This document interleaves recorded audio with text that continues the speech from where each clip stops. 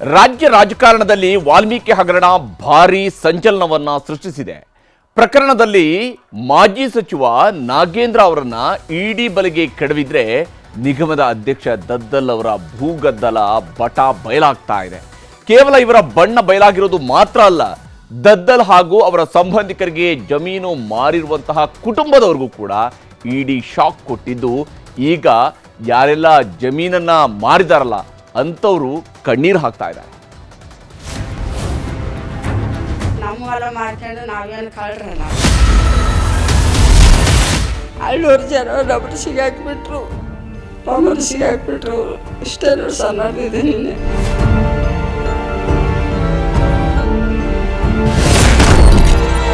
ದದ್ದಲ್ ಸಂಬಂಧಿಗೆ ಜಮೀನು ಮಾರಿದವರ ಗೋಳಾಟ.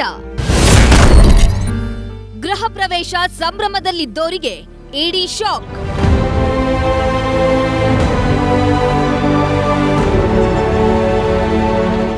ನಮ್ಮನ್ನ ಸಿಕ್ಕಾಕಿಸಿಬಿಟ್ರು, ಜಮೀನು ಮಾರಿ ತಪ್ಪು ಮಾಡಿಬಿಟ್ಟೆ, ಹೀಗೆ ಗೊಳೋ ಅಂತ ಕಣ್ಣೀರಿಟ್ಟು ಗೋಳಾಡ್ತಿರೋ ಇವರು ಲಕ್ಷ್ಮೀದೇವಿ, ರಾಯಚೂರು ಜಿಲ್ಲೆಯ ಅಸ್ಕಿಹಾಳ ನಿವಾಸಿ. ಇದೇ ಲಕ್ಷ್ಮೀದೇವಿ ಕುಟುಂಬಕ್ಕೆ ಸೇರಿದ 3 ಎಕರೆ 30 ಗುಂಟೆ ಭೂಮಿಯನ್ನ ದದ್ದಲ್ ಸಂಬಂಧಿಕರು ಖರೀದಿಸಿದ್ರು. ಕಂತೆ ಕ್ಯಾಶ್ ಕೈಗಿಟ್ಟು ಭೂಮಿ ತಮ್ಮ ಹೆಸರಿಗೆ ಬರೆಸಿಕೊಂಡಿದ್ರು.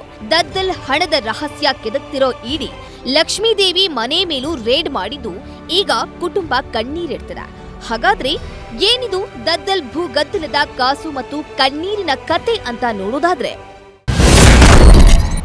ದದ್ದಲ್ ಸಂಬಂಧಿ ಕಾರ್ತಿಕ್ ಆಂಜನೇಯಗೆ ಲಕ್ಷ್ಮೀದೇವಿ ಭೂಮಿ ಮಾರಾಟ ಮಾಡಿದ್ರು. 3 ಎಕರೆ 30 ಗುಂಟೆ ಭೂಮಿಯನ್ನ ಎಕರೆಗೆ 1.29 ಕೋಟಿ ಬೆಲೆಯಂತೆ ಮಾರಾಟ ಮಾಡಿದ್ರು.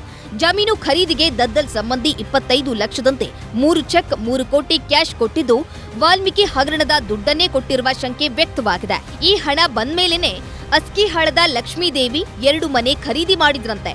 ಒಂದು 52 ಲಕ್ಷ, ಮತ್ತೊಂದು 49 ಲಕ್ಷಕ್ಕೆ ಖರೀದಿಸಿದ್ದಾರೆ. ಸದ್ಯ ಈ 2 ಮನೆಗಳ ಮೇಲೆ ಇಡಿ ದಾಳಿ ಮಾಡಿದೆ.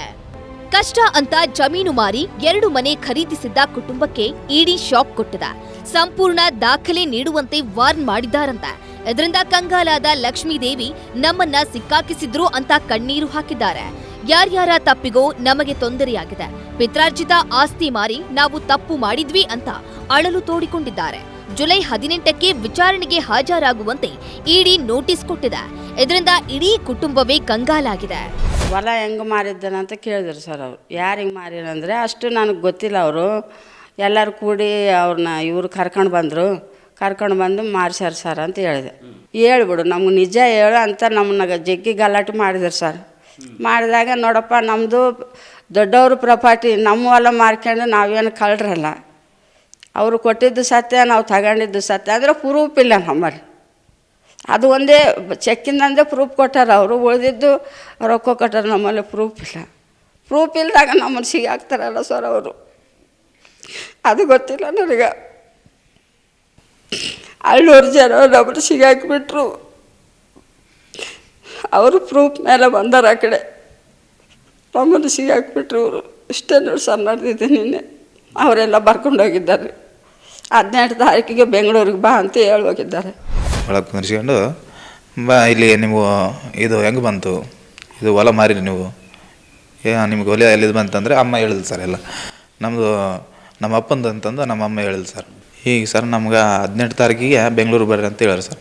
ನೋಟಿಸ್ ಕೊಟ್ಟಿದ್ದಾರಾ? ಇಲ್ಲ ಸರ್, ಇದೇ ಕೊಟ್ಟಿದ್ದಾರೆ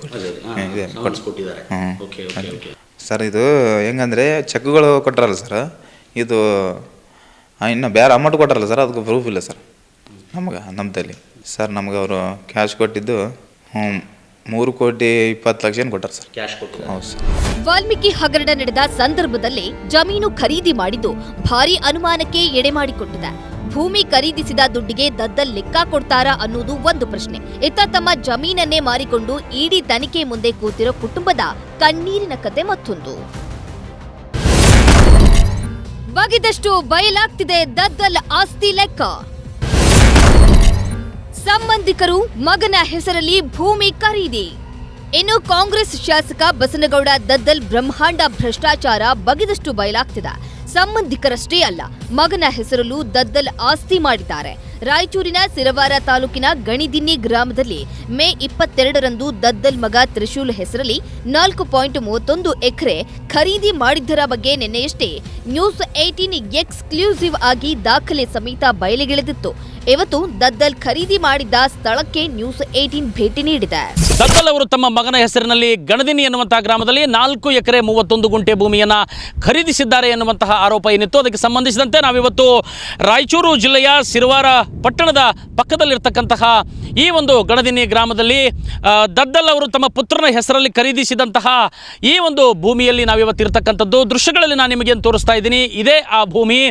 ಗಣದಿನಿ ಗ್ರಾಮದ ಬಸನಗೌಡ ತಂದೆ ಸಿದ್ದನಗೌಡ ಎಂಬುವವರಿಗೆ ಸೇರಿದಂಥ ಈ ಭೂಮಿಯನ್ನು 22/5/2024ರಲ್ಲಿ ಬಸನಗೌಡ ದದ್ದಲ್ ಅವರು ಖರೀದಿ ಮಾಡಿ ತಮ್ಮ ಸುಪುತ್ರರಾದಂತಹ ತ್ರಿಶೂಲ್ ಕುಮಾರ್ ನಾಯಕರವರಿಗೆ ನೋಂದಣಿಯನ್ನು ಮಾಡಿಸಿದ್ದಾರೆ. ಇನ್ನು ಈಗಾಗಲೇ ಹಗರಣದಲ್ಲಿ ಮಾಜಿ ಸಚಿವ ನಾಗೇಂದ್ರ ಜೈಲು ಪಾಲಾಗಿದ್ದು ದದ್ದಲ್ಗೆ ಢವಢವ ಶುರುವಾಗಿದೆ. ಈ ಮಧ್ಯೆ ಪ್ರಕರಣ ಮಧ್ಯಾವ ಟ್ವಿಸ್ಟ್ ಟರ್ನ್ ಪಡೆದುಕೊಳ್ಳುತ್ತೋ ಕಾದು ನೋಡಬೇಕು. Bureau report, news 18.